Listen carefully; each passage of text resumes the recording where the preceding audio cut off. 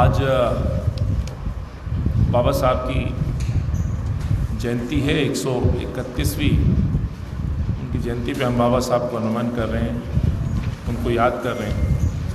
और बाबा साहब के वो कथन शिक्षित बनो, संघर्ष करो और संगठित रहो का ये जो संदेश था, मुझे लगता है आज जिस तरह से देश चल रहा है, जिस तरह से सरकारें चल रही हैं, उनको कहीं ना कहीं बाबा साहब के इस कथन को जो प्रेरणा देता है देश को आगे बढ़ाने के लिए, जो संदेश था कि देश के हर वर्ग के हर बच्चे को शिक्षा देना और जो उसका योगदान देश में रहेगा, उसको लेकर के जो उन्होंने संदेश दिया था, आज उसको कहीं ना कहीं दरकिनारा किया जा रहा है। और सरकारें जिस तरह से आगे बढ़ रही हैं, तो कई तरह के प्रश्न हैं जो सरकारों से लाजमी है आज बाबा साहब की जयंती पर उनसे प्रश्न पूछना, बल्कि उनके द्वारा निर्मित कहूँ, बाबा साहब के द्वारा रचित कहूँ, इस देश की आत्मा कहूँ, इस देश का जो संविधान है जिस पे देश निरंतर आगे बढ़ रहा था, आज उस न केवल संविधान को बल्कि लोकतंत्र को भी आज खतरे में डाला जा रहा है। तमाम ऐसी देश के अंदर सूचनाएं, देश की खबरें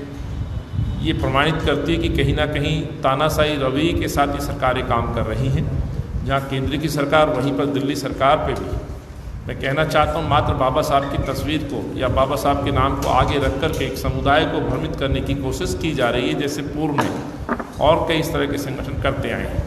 और ये बात मैं केवल इसलिए नहीं कर रहा हूँ कि आज बाबा साहब की जयंती है, लेकिन बड़ा आवश्यक हो जाता है इस समय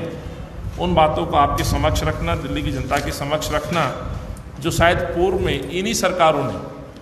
और इन्हीं दलों ने जो आज सत्ता में काबिज हैं, चाहे वो केंद्र में या दिल्ली में, जो इन्होंने अपने चुनावी समय या सरकार बनाने से पहले एक विशेष वर्ग को या देश के उन गरीब वर्ग को